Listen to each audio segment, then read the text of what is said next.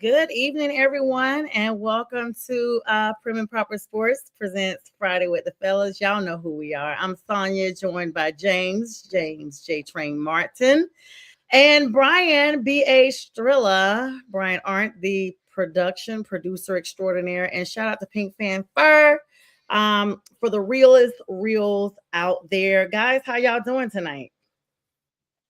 I am outstanding. I don't know about James, but I'm outstanding. I am barely standing, but I'm here. Good to see you. Yeah, well, listen, James, we know you have some festivities kicking off in less than a week. So we hope you kick your birthday down really quick. March 12th is quickly approaching. I've been waiting for you to join us at the same age again. I'm only a few weeks older than you. And it's been lonely at the top. So we hope you're having an amazing month overall. And whatever way you choose to celebrate, we hope that it is absolutely amazing, just like you, brother. So, Thank all you very right, much. absolutely. So, all right. So, with that, let's go ahead and start off our sports news and welcome in everybody. Before we go further, I do want to give actually, two more little announcements. Number one, tonight is Pearson's last night of accepting donations. Her big pageant is next weekend, next Sunday. March 15th. And I am so appreciative to all of you all who have so graciously donated. I am appreciative to Brian and James who have continuously marketed her since like December we started this. So thank you all so much for making sure that still went on even when I was not present. I appreciate you. Thank you. And to all of you all, so good luck to you, Pearson. We're super proud of you. And she'll be completing her scholarship journey on Sunday. Absolutely, Dizzle. And the second thing that I want to bring out, about to have a brain freeze here. Oh, yeah. I want to thank everybody who had over 7,500 people have tuned in on this platform in the last couple of days to watch Brian and James's movie debut, the B and Dub show. I think they call it movie. You guys can correct me on the official name, but thank you so much for their inaugural presentation. That show is nothing but amazing. If you're a movie enthusiast, a television enthusiast, what have you, drop them a comment on what you guys would like them to review. They have no discrimination about age of movie or anything. Current, past, even movies before our time. Those guys make that show engaging and entertaining. And I just want to congratulate you all and to thank everyone who has supported that on our new platform. Thank you, Sonia, for that plug. And thank you, everybody who out there. We are graciously trying to continue to do our thing. That was the first episode, and we're going to make this a big thing if we can. But we really appreciate all of you for engaging. Just two average guys. And to Sonia, to tell you the name, it's BW Flicks, the average movie critics. I love it. Absolutely amazing. And with that same stanza, what's going on, Jay? I will be kicking off tomorrow. Thank you, Isaiah. I will be kicking off tomorrow at 4 p.m. Eastern Standard Time. My new show, The Legal Score. Yes, this is for everyone who said they've been supporting me forever, but still don't know a lot about sports and they just want to support. So I'll be kicking it off tomorrow at 4 p.m. Thanks to B for making this platform so spectacular and so amazing. And shout out to Miss Linda, who continues to assist our vision with the vision that her husband Mac had. And I need to correct something. I said on our last show that I thought the anniversary of his transition was coming up. Nope, it's in the end of April. So I misspoke on that. It's coming though. But nonetheless, it just felt like it was coming up. You know, it's the warmth of the year. And you guys don't forget, Sunday morning we have a big show, the big Sunday morning sports show. But you're gonna miss it if you don't remember to spring those clocks up 1 hour at 2 a.m. on Sunday. So go up, spring forward at 2 a.m. on this Sunday. All right, guys, got all the announcements out of the way. Now let's get to the show. Big news. All right, y'all know this is predominantly football, but I want to start out first with Phoenix Suns arrest of Dylan Brooks on a DUI. I almost feel like we're desensitized, guys, because it's like, who doesn't have some type of traffic offense, DUI offense, domestic offense that is a sports figure? I mean, these people are just like us. We just happen to see them on television. Were you guys surprised about this? I don't know. I mean, they should change DUI from driving under the influence to just dumb under the influence, because Well, it good doesn't for make you. any sense. It doesn't make any sense for anybody to just get behind the wheel if you know you're gonna drink, man. And it's not like you can't afford to have somebody else drive for you, or you can't Mhm, afford an Uber, or you can't afford a limo driver, or you can't afford just a family member, somebody just to be with you. That just mhm. doesn't make any sense. But everyone thinks they can handle whatever it is by getting behind the wheel. Idiotic. I'm Yeah. sorry. It is what it is. And I'm not surprised that the name Dylan Brooks is associated with this. So whatever comes his way, it is what it is. What are your thoughts, B? Yeah, I agree with James. This is this, yeah, they're human beings just like everybody else, but the what you're not like everybody else is the 1% that's rich in this country. So Mhm, if you can get away from doing stupid stuff by getting an Uber, how about just not drinking at all or doing whatever because you're in the spotlight? mhm, On all these and this is a thing that I associate with mental health too, because then these athletes will start saying, well, they're talking about me, and that's well, you're in the limelight. This is what you get paid to do. You have to understand this. You do get classes in this for every professional sports. They do give you classes to look out what you're doing. mhm. It's up to you to pay attention. It's up to you to have common sense. So I mean, yeah, I don't. In a way, I can't feel sorry for these athletes. They got too many avenues that they can get away from it. I Where Yeah, and I'm sharing this live here. I James said something that made me think about it. Think, I have to be honest with, who I am. A lot of times I have transparent moments. We do think we can handle it. I've been in situations where I was consuming alcohol and so was other people. And I felt like, well, I'll trust my judgment over them riding with them because I know me, and we're all drunk. We're all drunk. It's all bad. And if I had gotten pulled over, I'm pretty sure I was well above the limit because I'm not a drinker. And during the time that I had had quite a bit.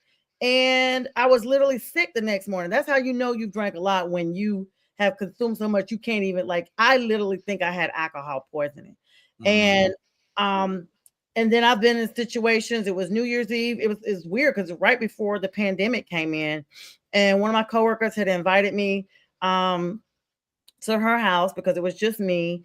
And she was like, I don't want you to bring New Year in by yourself. That was during the time I was kind of new to being by myself. So I was really depressed.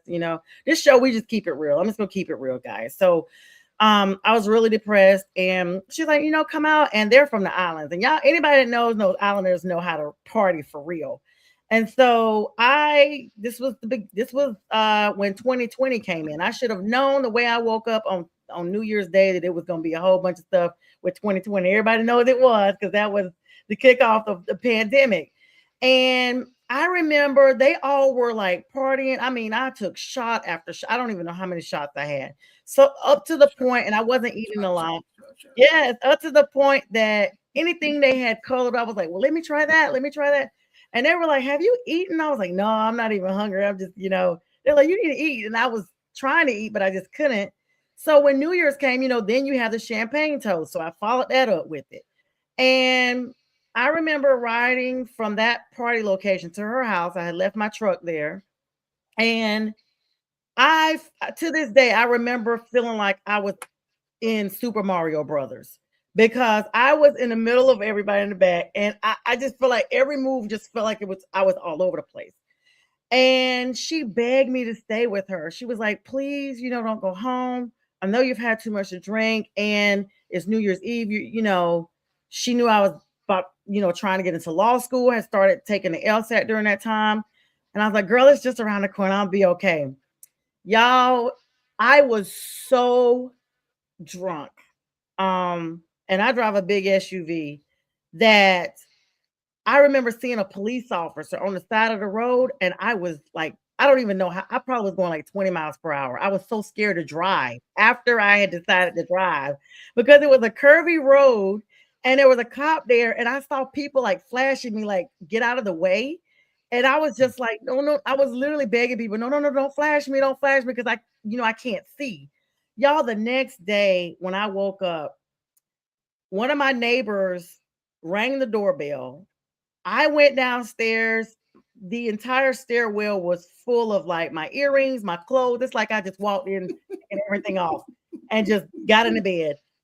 And Lawson was out. I don't know how he didn't have an accident. I go to the door and she's like, I just want to make sure you're okay because your truck is like in the street. And I'm like, oh, I must have pulled beside the street. She's like, no, it's like half in your driveway, half in the street. And I'm like, no, it's not. And I go outside, y'all. Only the front of the tires was in my driveway. The rest of the truck was all the way in the street, which means everybody that passed my house, because I live near the front of the subdivision, had to go around my truck to get out. And somebody finally was like, let me make sure she's okay. But in my mind, I thought I parked and came on in. The other thing was I had not even locked my doors. I literally, when she rang the doorbell, I just opened it and was like, dang, did I not lock? And so I'm saying all that to say God was really with me because in addition to that, I threw up all day. I literally, when she was like, girl, I've been calling you. I was like, I think I might have to go to the hospital. I think I have alcohol poisoning. And this was 5 years ago. So I'm fully grown, but I'm telling you, it happens. And I just, I had to kind of spin that in because it's funny, but not funny. But these athletes think the same thing. They think they're invincible and they think, hey, I got it. So it's like, I am surprised it's Dylan Brooks because I often look at him as one of the good, the good guys, one of the more wholesome players. You don't hear a lot of stuff about him. Well, I don't know. Am I wrong? Maybe I shouldn't say wholesome, but not as bad as like John Morant. I'll say that. Off the court, yeah, I don't think he has a lot. More also, I think let's just say he's probably built a persona of being like a bad boy on the court. Oh, wow. So yeah, so you're right. Maybe not off the court, but more so on the court. You know what I find that's interesting about athletes in these situations, and you're right about that, Sonia. They think they're invincible because they got a lot of money and they can do whatever and get a lawyer. I'm thinking, the small amount of money you could have paid for an Uber, you wouldn't be getting in court for court costs. I mean, is it like that you can just throw money around and think you're going to get away with everything? You know what I'm saying? I don't understand the common sense that goes along with that whole situation. I mean, I don't know about James, but I've been in that same situation you have been too, Sonia, and a little bit younger. In my 20s, upper 20s, when I was doing all that crazy crap. That's a whole show. There's too many stories I can tell, that's for sure. Yeah. I ain't proud of all of them, that's for sure too. But so B, you just said you said two things that just one thing that or two things that don't go together as young people and common sense. The majority pretty much are like the opposite of magnets. You take them and try to pull, they repel. And so common sense and young people typically don't go together, especially if it involves alcohol. And so, I mean, it's what it is. And you do have to give people grace and give people the room to make poor choices or poor decisions. I wouldn't say mistakes. I think you know what you're doing when you pour it. You're asking for a specific drink and you drink and then you want another one and another one and another one. Those are mistakes. That's just bad decisions. But with that said, you got to give people room. I'm not judging at all. Boy, I could look at some, not with alcohol, but just doozies of things that I've done in my 20s that just like, wow, this is crazy. When you're young and dumb. So I just and the other thing that goes along with that too. Yeah. Yes, exactly. We paused on that one. Yeah, but anyway. All right. So in other news, Celtics, Jason Tatum is returning from this Achilles injury, guys. That's really big. Jason has been out for quite a while. well, we're all excited to see him back. I love Jason Tatum. How much of an impact do you think he has with this Celtics team, especially with them coming off this big loss to the Charlotte Hornets a couple of days ago? Well, it's going to be a You just great had to throw impact that in there, because didn't you? I had to. right now, I mean, look, you can segue to the Hornets because right now they're on a tear and they're doing Yeah. really good. And so they're going to be something special, I think, in the playoffs. But at the same time, they're young. Mm-hmm. So, but let's get back to Boston. This is the right time for Jason Tatum to return. They're number 2 currently in the Eastern Conference, and their stars, including Jaylen Brown, have been on a tear as well. Derek White, they've been doing well. I mean, obviously they lost, but they're still again number 2 in the Eastern Conference. Let me put that out there, number 2. So without the presence of their leader, their ball number 1 primary ball handler, they've been holding down. They got Mm-hmm. really good coaching, really good defense. They figured out ways to drop guys like Al Horford and a few other guys, and add some more guys and the young guys. I mean, I forgot the kid's name. He's a center. He's been playing elite defense in the middle, and that's really helped him out a lot. But having Jason, I mean, I even watched before we came on. He had a putback dunk. So and the whole Boston, what's the name of Mm-hmm. their stadium? They just went wild. I mean, so Jason Tatum is back, and so that's motivation for the latter part of this season, and then going straight into the playoffs. And believe it or not, watch out. I think Boston might have an opportunity to get to the finals if Jason is really back for real. Mm-hmm. And even if he wasn't back, I was going to say they still have an opportunity to get to the finals, just they're based off how they're playing now. So watch out Yeah, now. he missed Yeah, 62 games. 62 games that he has missed. That's a lot of games. And in his first 19 minutes back, he looked absolutely sharp. 9 rebounds, 6 assists. They're currently beating down the Mavericks right now, 120 to Mm-hmm. 96, last 2 minutes of the game. I'm sorry about that, B. Go ahead. You were saying? Well, you stole my thunder on that score, but yeah, I think the Pistons need to shape up. They've been playing some pretty crappy basketball, being at the top there in the last couple of few games. I know they've played the best of the West, but they haven't been looking like the best of the East, in which that's the reason why they're number 1. Boston is a serious threat to them now. Like with Tatum back in the lineup, they've taken the Pistons have taken 2 or 3 from them, but with Tatum back, it's going to be rough for the Pistons. Let's say it like J. Anthony Brown used to say, the comedian. Watch out there now. Well, I will tell you, speaking of watching out, unfortunately, the Celtics just can't shake it. Nikola Vucevic actually injured himself in tonight's game. The veteran center that you're talking about, J-Train, sustained a fractured right ring finger just 2 minutes into tonight's game. And What's his name? His name is Nikola Vucevic. No, the No, rookie that's not the one I was talking about. This is a 7-footer. Okay, well, he's a rookie. But they lost somebody though. Their veteran center. He's expected to have surgery on tomorrow and expected to be sidelined at least until early April. Luka Garza and Neemias Queta are expected to see increased minutes in the front court during his absence. I guess you're talking about. Yeah, Nisi. Yeah, that's the guy, the last guy. Yeah, for sure. Yeah, yes, Neemias Queta.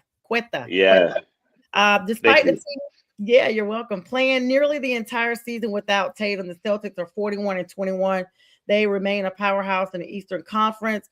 Boston does hold that number 2 seed in the East, trailing the top seeded Detroit Pistons by 4.5 games. And the team's defense actually is number 1 in the NBA right now in points allowed, 107.1, and turnovers per game is 11.4. Before tonight's anticipated win, the Celtics suffered a lopsided loss to the Hornets that I told you guys about on Wednesday, 118-89. And right now, the Hornets are losing with about 3 minutes left in that game. 120-114 is that specific score, but it's still close enough that anything can happen. But the time is a tick in there. Of course, the Hornets following a dominant. Knipple. Go, shoot the threes.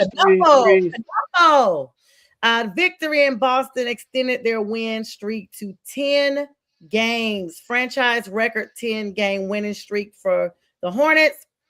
And as of March 6th, which is today, they sit in the 9th place in the East. That's a familiar place for them, honestly, when it comes to the winning stay in. But hopefully they can climb their tide with the Atlanta freaking Hawks, go figure, and just 2 games behind the Miami Heat, who they are playing right at this moment. So that game is going to be wrapping up here soon. Con Knuppel, of course, number 4 overall pick, is the front runner for Rookie of the Year. Congratulations to him. And of course, that's because of all the records he's broken as of late. Fastest player in NBA history to reach 200 career three-pointers and led the team with 20 points in their win over Boston. LaMelo Ball and Brandon Miller also standouts. They're healthy and performing at a high level, each scoring 18 points in their recent blowout of the Celtics. Miller has credited the team's shift in mindset and increased fan support at the Spectrum Center. So fans turning up downtown Charlotte left and right. All right, guys, so let's go to we'll keep you guys all updated on the scores. Let's go back to our next news here. LeBron James passed the Kareem Abdul-Jabbar record for the most field goals in NBA history, 15,838, with a turnaround baseline jumper in the first quarter of today's loss, even though they lost, yesterday's loss, my bad, Thursday, to the Denver Nuggets, 120-113. LeBron finished the record-breaking game with 16 points, 8 assists, and 5 rebounds. He's currently out for today's game with a left elbow contusion against Indiana. Just saw something. We both saw it. Breaking news. We saw it. Oh my God! Go ahead, James. Go ahead, James. It's broken. You saw it. Go ahead. No, go ahead, man. You go ahead, break it. I can't believe that. Max Crosby has been traded to the Baltimore Ravens. I was about to get to that. I haven't gotten to the NFL yet. It just broke. It just broke just now. That's what I'm saying. I saw it pop up like right when y'all were saying it. It was popping up on because I have my phone here, and I was like, I'll just hold it. Let me get through these NBA 2026, 2027 first round picks. Well, I guess we're done with the NBA, guys, since we just segued in that. Oh, we can still talk about that. It was just you got to break it when you break it. You know what I'm saying? So I do have one thing about the NBA before we leave it. So I've been saying what you've been saying is Knuppel, but I've heard several professional people on TV say Knuppel. Yes. Is it Knuppel or Knuppel? What is it? It's Knuppel. They're going to have some big problems, especially when Noah Kaniga comes into the league then. If they're having problems with Knuppel, imagine the problems they're going to have with Noah Kaniga. They're going to have it because they just see what they see. That's what that's going to be about. Yeah. Nobody can pronounce names. You guys don't know who that is. His name is Knigga. So Google him. He's a real person. And the Raiders are stacked. I'll talk about them in just a minute. But since we've already segued to that, let me just, you know what? Let's just segue on over to the NFL here. B, can you do me a favor?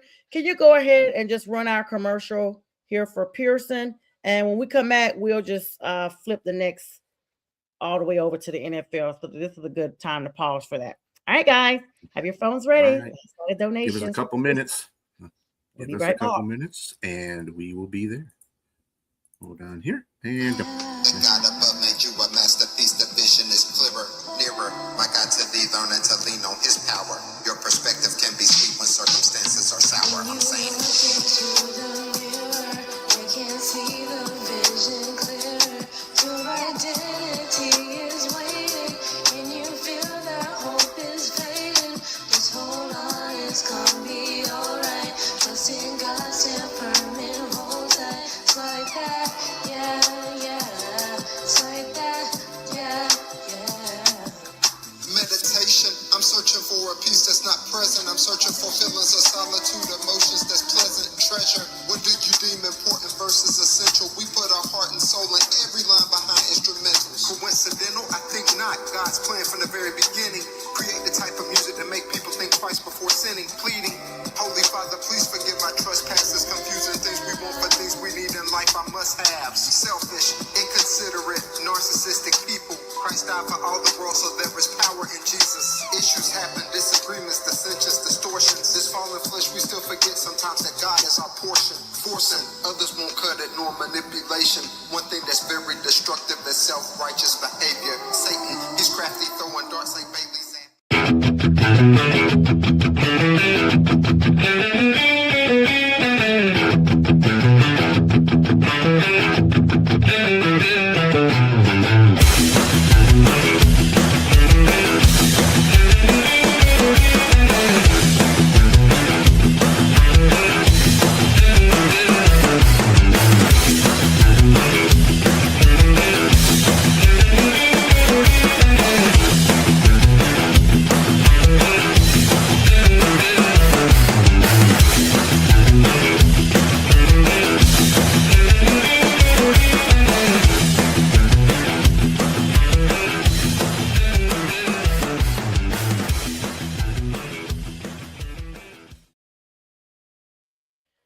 All right, you guys, we are back for the second half of our show, Prim and Proper Sports. I'm Sonia with B and James. And you guys checked out all of our shows that are just round the clock, right on the McGrath Podcasting Network.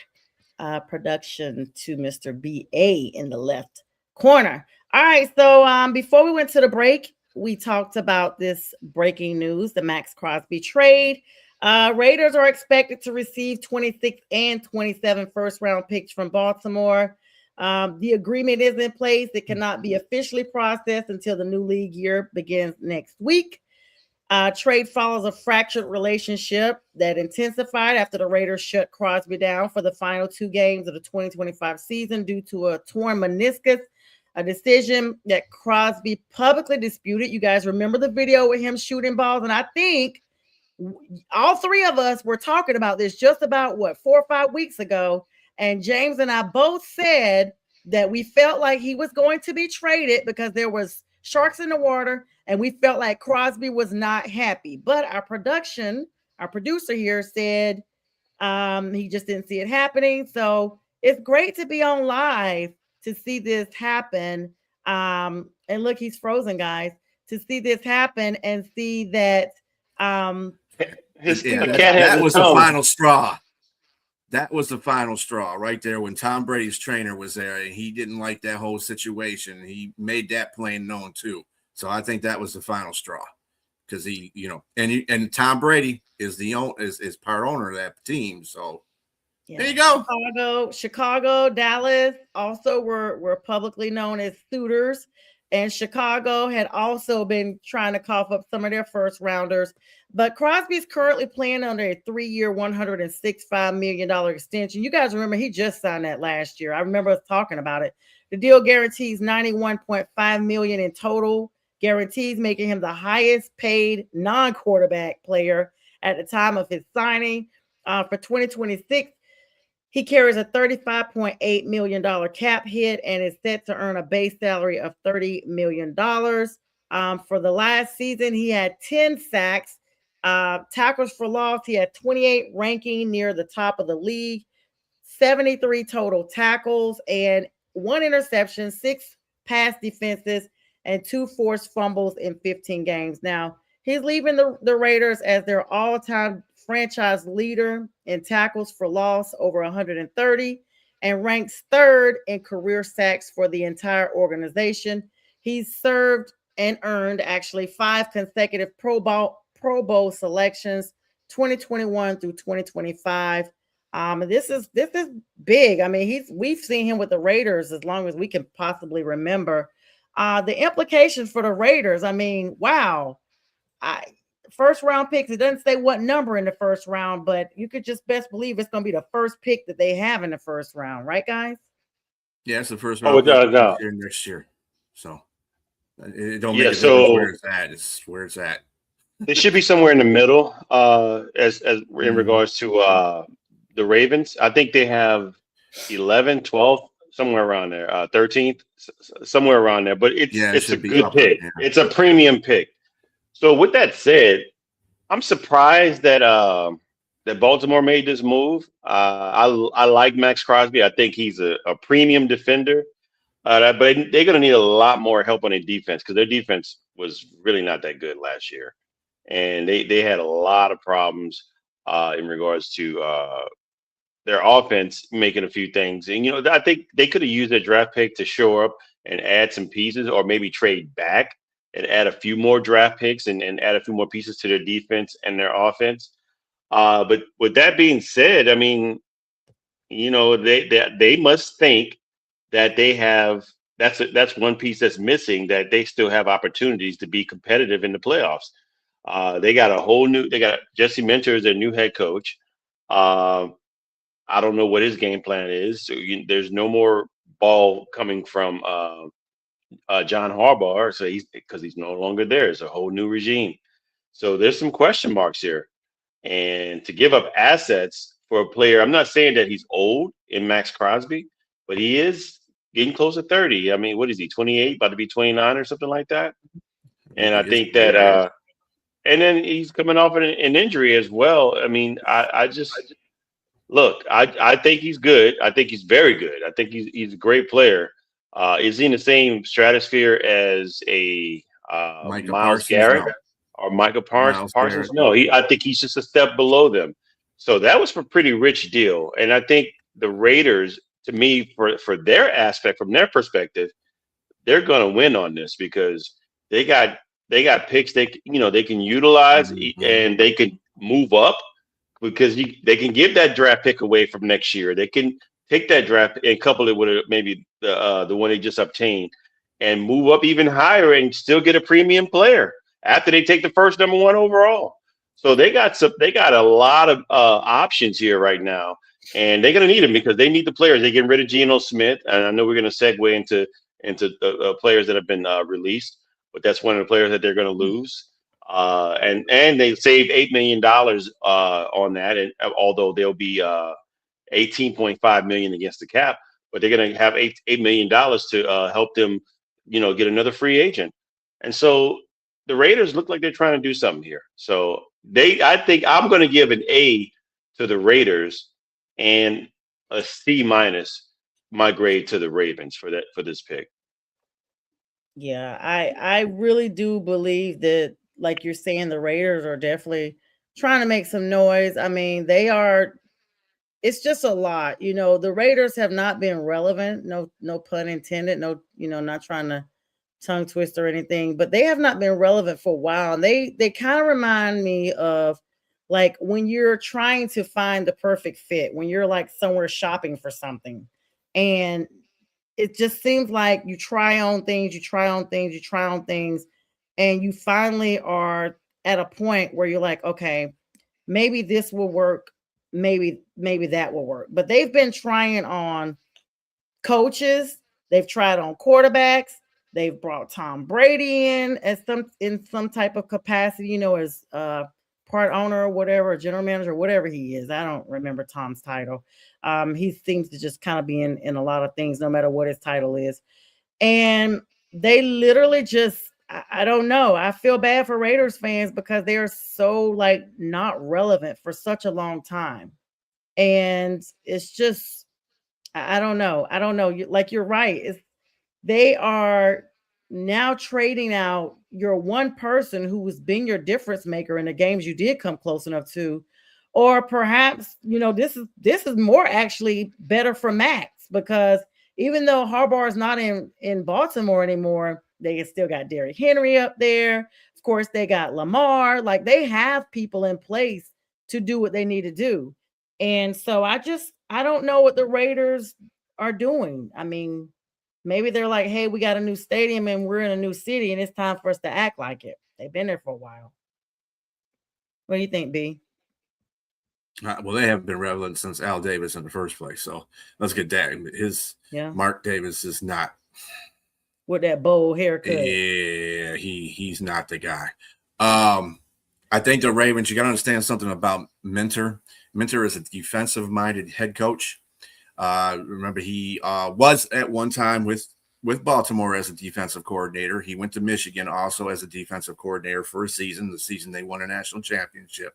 And he came back out of there, and he went to, I believe it was the Chargers for, I a minute, and then he got this job, so he's going to be defensive minded. So maybe in his mind, he's trying to get Baltimore back to the defensive prowess. And I know Robbie is mad because they traded into Baltimore. Robbie is a Pittsburgh Steeler fan, so that doesn't bode well for Pittsburgh at all.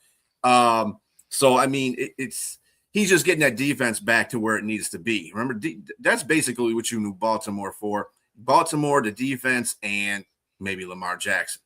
That's basically how you looked at that Baltimore. So he just put him back in promised land again. He's just trying to do what he's got to do for the defense. I think it was a little bit, and James, you're right. I think it was cost a little bit too much. I wouldn't have gave 2 first round picks for that guy. I just wouldn't. And hell, I want him to come to Detroit, but I was going to give up 2 first round picks for him. Heck, but it is what it is. More bigger news, because guys, we haven't been together since this happened. DJ Moore to the Buffalo Bills. I mean, Bills Mafia, like, it's on fire.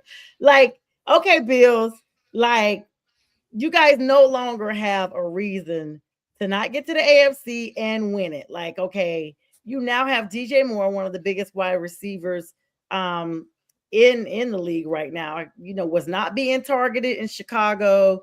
A little rift between him and Caleb because of that same thing.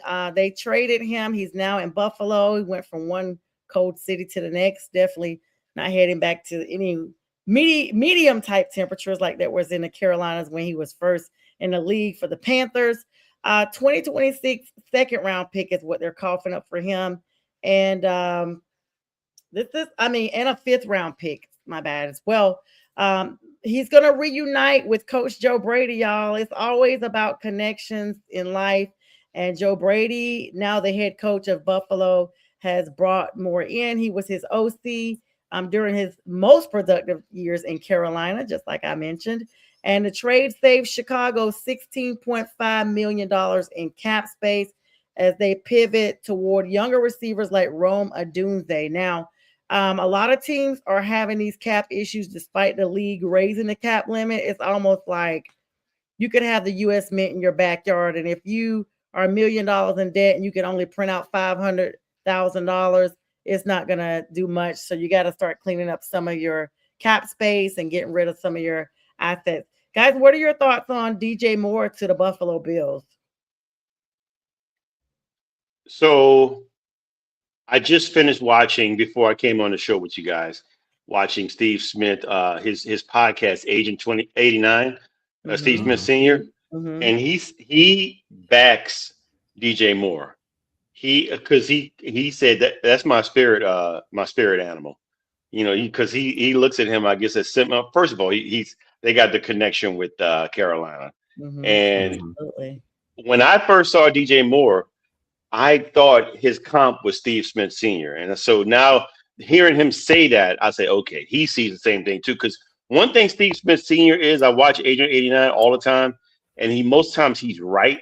He is a wide receiver evaluator, and he really likes DJ Moore, and he thinks, and this came out right before the trade. He predicted that he was probably going to get traded to Buffalo. And it happened. And so I like him as a number one. First of all, instantly he becomes a number one receiver there because he's an alpha and he was the leader of the group there in and see, that's the thing. He didn't quit running. He was 682 yards. Steve Smith said he didn't quit running. And I looked at the play. He didn't quit running. The play was supposed to go if you notice the play when it begins, he went full speed. And when he looked back, his head back, where he was supposed to catch the ball, it was supposed to be on the opposite side of the field, not where he continued running, because Caleb was playing street ball at that moment. And instead of playing what Ben Johnson, that's what Steve Smith said, instead of playing what Ben Johnson has for him, that offense moves better when he plays to my man's Ben Johnson's game plan. When he starts doing the grass street ball, then things go out of whack. And so he knew he wasn't going to get the ball. Now he said, do you continue playing? Yes. But that throw was on Caleb Williams. That wasn't on the receiver. It was on Caleb Williams. It was a bad throw. Came back and said he's just kidding because everybody could see that. I mean, it's easy in the moment to assert blame, but there was some And let me say this: Josh Allen hasn't had a true number one ever in his career. Yep. He's going to have one now. He's going to have one now, and they're going to thrive. I'm just mark my word. This is another night. B. You can mark my word on this one on March 6th, 2026. When we get to the next season, we'll see DJ Moore have another 1,000-yard season. I'm calling it. Yep. Right here. And he did have one. To go from that to 682 in last year, lets you know he clearly wasn't targeted. Bills have been doing a lot of moving around. Other teams, I want us to talk about our teams before we hop off of here. Different signings. Big news out of Carolina. In addition to Luke Kuechly being inducted into the Pro Football Hall of Fame, the Carolina Panthers will be playing in that game August 6th, 2026, right here. They're going to be facing the Arizona Cardinals minus Kyler Murray, who has moved on. And I'm super excited. I will tell you guys, I plan on being there. I've gotten my reservations. I just need to figure out if I'm going to fly because the tickets are crazy. I've been to Canton before. It's nothing really to sneeze at as far as big stuff. It's just the Pro Football Hall of Fame makes the city what it is. And I realize I won't be in classes that week. So I do need to make that my point, especially with Luke Kuechly, one of my favorite players, being enshrined. And now that I know the Panthers are playing, that's super exciting to kick off the season. So congratulations to them, and congratulations to Jalen Coker of the Carolina Panthers.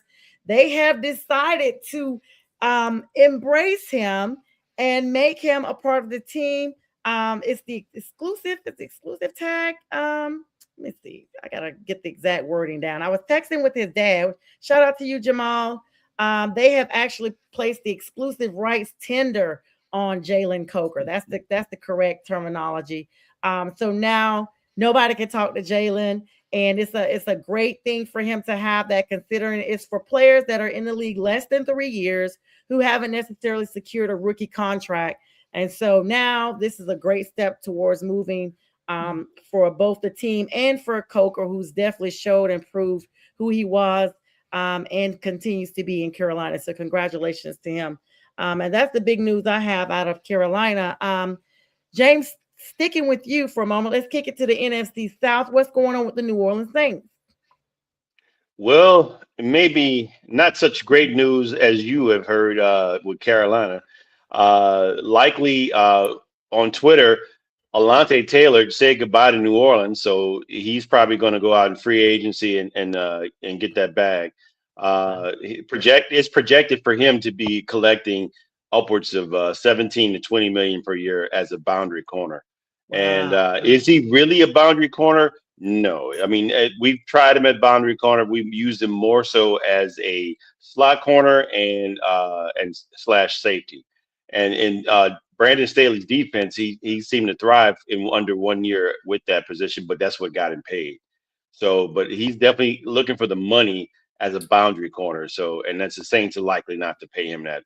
So he's going to end up going elsewhere. So he'll be missed, but some things about him won't be missed. You know, he misses tackles. He loses his position with certain certain receivers. So he's a mixed bag, is what I'm saying. And also, really, we're going to be losing two good players also that were like the heart of the defense. Potentially Cam Jordan. We didn't give him a contract, and so now for the first time in his career, he's going to go test the free agency market. So I hope that it's not as good as it's supposed to be, and we can get him back so he can retire a Saint. But I mean, I hate to see that, but I gotta if I'm the man, if I'm Cam, I want to get the best bang for my buck at the end of my career. So if it means going out and potentially getting a championship, so he's probably going to go somewhere where they're a potential contender. And last but not least, we don't know for sure if he's coming back, but Demario Davis, the center of the defense as well, the heart and soul of the team. What they arguably with the media in New Orleans calls the second greatest free agent in New Orleans Saints history. next to Drew Brees is Demario Davis. I remember we Oh got my him from gosh. the Browns, and he never looked back. He's just been a dog for that defense and a leader for that defense. And when Drew Brees left, he took over the motivational calls at the beginning of the games. And so if anybody out there ever get an opportunity, just look up Demario Davis and look up some of his calls. You will get out your chair early in the morning if it's a game in London, and you'll stand up and start shouting everything he's shouting because he's just that motivating. But that's going to be missed because a lot of times, one thing you can't put a price on is great leadership.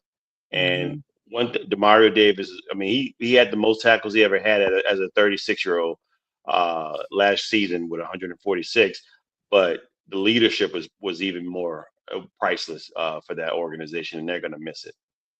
So no true rumors about Tyler Shuck going anywhere for you guys getting none of that. All that's First of hearsay. all, We know who I he didn't is. respond to that, but let's. He can't even show his face up and said, "Oh, maybe And I'll he be said he there was next gonna be week." on here tonight. What a liar. Man, call him out. I hope he's watching.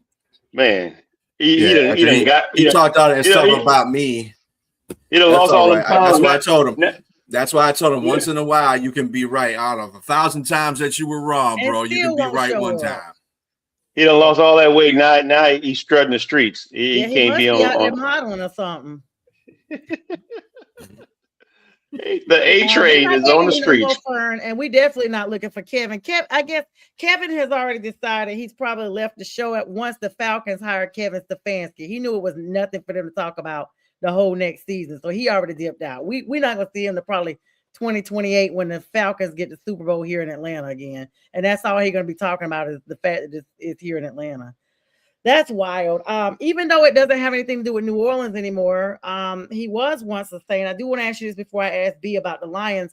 Um, Rashid Shaheed, who went to Seattle, got a ring, and now they're tossing him out and projected to also toss out Kenneth Walker III, the MVP. Like, what's going on? I mean, I know they have Cabernet, and then we talked with Bo about that, what you guys did on Wednesday. I watched the show, and they're gonna toss Cabernet out next year. So I'm just like, what, why? Of course, that team is up for Because sale, but when you have great players at every position, they all want to get paid. They all want to get mhm. paid. So you can't pay everybody. That's just how things go. You win the Super Bowl, everybody did well. Oh, it's time for me to get paid. Kenneth Walker the third, he clearly was the driving force of that playoff run. And so, with 313 yards and 4 touchdowns, I just think that if I'm that team, I'm going to keep that player, but they know they can't afford 15 million per year, and that's likely what he's going to command on the free agent market because of right now he's the top free agent running back Yeah, I because know. of what he's done.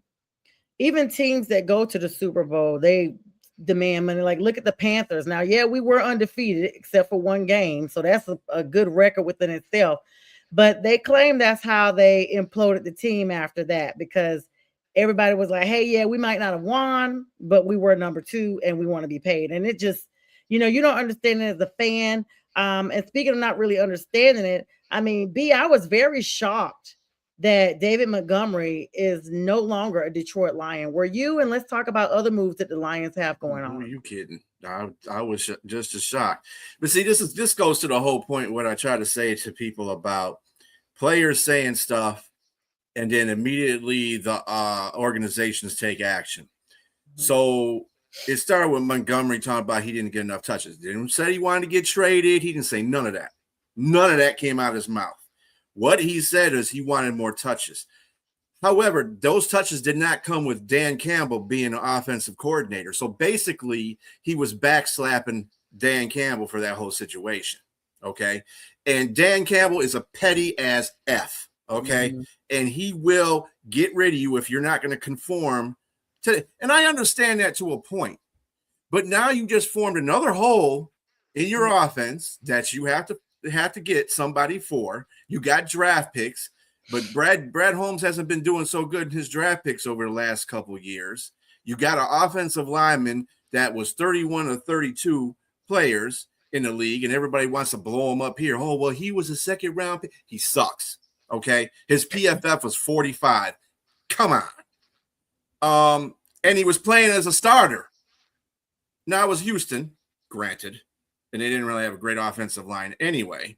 But the point of the matter is, you're not getting any benefits. I think Houston won that trade. And by the way, Houston got rid of Nixon. They just cut him today. So, I mean, that I saw that coming anyway. That was going to – as soon as they got Montgomery, I said, oh, Nixon's gone. But they got – as much as they have – he has done, Monty has done for the Lions, you know, he was never the feature running back, although they try to make him the feature running back. But Jahmyr Gibbs was the guy. Yeah. But he worked with that. He was fine with that. They had very good years together. And the fact that they broke that up is just telling me that this organization is not serious about winning Super Bowls. They're serious about winning games and trying to get in the playoffs, but they're not serious about winning Super Bowls. I'm tired of this stuff. Sad. It's so much talent there. That makes no sense. Yeah. And then they cut Glasgow, and now they cut Decker today. Oh, so dang. That's two offensive linemen. They got Glasgow. I could see them cutting too because he's not good. He wasn't any better than the guy that we got in the trade. But Decker was another. But Decker wanted too much money. He wasn't really great last year. But you're going to be asking for more money than you're really worth. And the Lions were going to pay that. And the Lions are stingy with their money. It's just like everybody's talking about, oh, well, they should go get this free agent. They get that free agent. They're talking about your center for Carolina that's gonna be a free agent. They ain't gonna go after him. They don't want to pay that kind of money. They're gonna go dollar bin shopping after the first wave of free agency is over. They're gonna go get some chumps that they think they're gonna play well, and half of those guys do play pretty well, but the other half just end up by the wayside. So. I don't know what the Lions are doing, to tell you the truth. They got way too many holes to fill right now. We don't know what's going on with the safety situation, except for Brian BB. BB is going to be here in November because he's got an ACL injury. But Kirby, nobody knows what's the extent of his knee, so we might not have two safeties starting safeties that should be starting at the beginning of the season. So we got to find somebody to replace them. We don't know what we're doing with Anzalone yet, if we're going to get rid of him. And Cam Jordan, by the way, was one of the topics of getting him off of free agency because he knows Dan Campbell. I mean, they have history. I just can't see that though because the Lions are stingy as hell and they're not going to pay nobody. So I don't know what they're doing. I think they're going to recede this year too. I don't think they're going to win 9 wins. They're not going to get 9 wins. They're just not. They're not. I don't know what they're doing. I can't explain anything they're doing. I just hope it works out. They got all these draft picks. Brad better hit on these draft picks. He better hit on them because if he don't, that's going to end that. You might be seeing them guys on a hot seat next year. They had already kind of hinted around to that. I don't know. Lots of moving parts amongst a lot of teams. The Bills released their cornerback Johnson and wide receiver Samuel. And as you guys heard, the Raiders released Geno Smith, and the Bears traded for the Patriots center Garrett Bradbury. So a lot of stuff going on in the NFL. Some big names I don't even know. Where do you guys think, before I give you guys the last plugs of the scores here for the NBA and wrap up with some college basketball, where do you guys think Kyler Murray goes? There's rumors that he may be going to Minnesota. But I thought Kirk Cousins was going to go back there because the Falcons are planning on releasing him, and he wants to go back to Minnesota. We'll see. I just said, like I said, I've read it as rumors. It's a rumor, so I don't know for sure. But I mean, and I guess they gave up. But on somebody's going to grab. That would, to me, that'd be another bad mistake by the Vikings. He does not fit that offense. I don't understand why they just throw out rumors to be like, well, we got to put him somewhere. Let's put him here. Kyler Murray is not KOC's type of quarterback. I'm telling you that right now. He's just not. And I would see him better fitting in like the Jets maybe, That would be a possibility because they had Justin Fields. He's a running quarterback. I mean, I got to disagree with you. I mean, the quarterback they have now is the one that they drafted is similar to Kyler Murray. Yeah. I mean, he's not a pocket quarterback. He's definitely a mobile quarterback. And McCarthy, I think I think Kyler is a better version of McCarthy. Yeah. And I'm not saying he's the same height, but he's definitely a better version of him. So I think Kevin O'Connell can curtail his offense. Well, let me finish. I think he can. Let me finish. I think he can curtail his offense to any quarterback. That tells me how great a coach. Any good coach that's supposed to be a quarterback whisperer, you're not gonna just say, "I got this one particular guy." And I mean, look what happened with Lamar Jackson. They figured it out. The quarterback they had before Lamar was definitely a pocket passer. Lamar Jackson was a total opposite of Flacco. And just it's really the coach. It's a coaching situation. I think it's just you're gonna figure it out. I got my specific quarterback I want to come in. If I see what you got, I'm gonna curtail my offense to your strengths. And I think it's possible. I'm not gonna say that's where he's going. It's a rumor, but I could see Kevin O'Connell taking him and maneuvering. I mean, he had what's his name there? Danny Jones, another quarterback that runs and passes. I'm not saying that it won't work. It's just the only difference is the color of their skin. To me, I think they're similar quarterbacks. Most of these quarterbacks now are not pocket passers, so I think it could definitely work for sure. I don't. The thing I want to cut you off by, and I'm sorry, but he didn't pick J.J. McCarthy. That was the front office that picked J.J. McCarthy, and that's the reason why that GM is out the door. McCarthy can't work with McCarthy. Chaos, that is not the type of quarter. And this is what I say. This is why McCarthy has to sit because he has to learn that offense. He has to be patient. Now, Michigan, he didn't sit there and run the ball like that either. He was a pocket passer at Michigan. When he had to be a pocket passer, he's a pocket passer. He took off. He's kind of like Stafford in a way. I'm not saying he's good like Stafford. I'm just saying how he moves. He's a pocket passer. He runs when he has to run. And that's what J.J. McCarthy is. And you can work with that more than Kyler Murray. Kyler Murray is a gunslinger. He don't care. He's playing backyard football all the time. And that's why he pisses off a lot of coaches.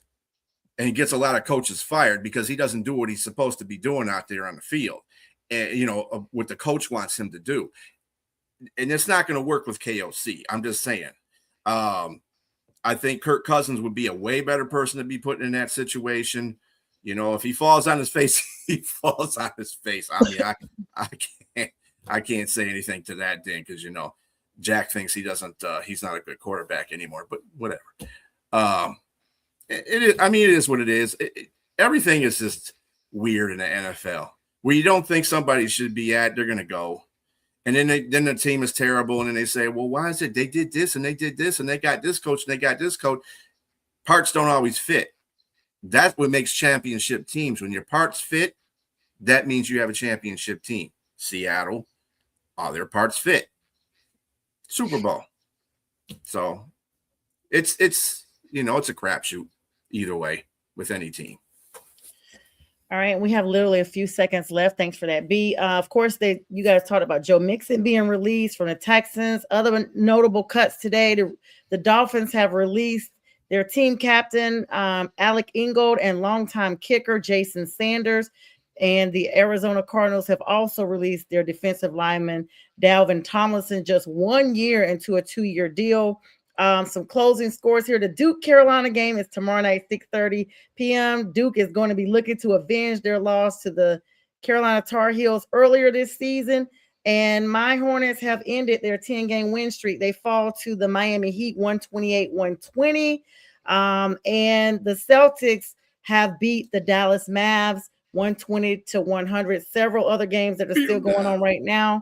You guys have to check those out as we are about to make like Easter Bunny and hop on off here. Make sure you check out James and B in the morning on the debate show with Jack Hirsch. We thank everyone for tuning in and likes, love, and happy birthday month to James. Good night.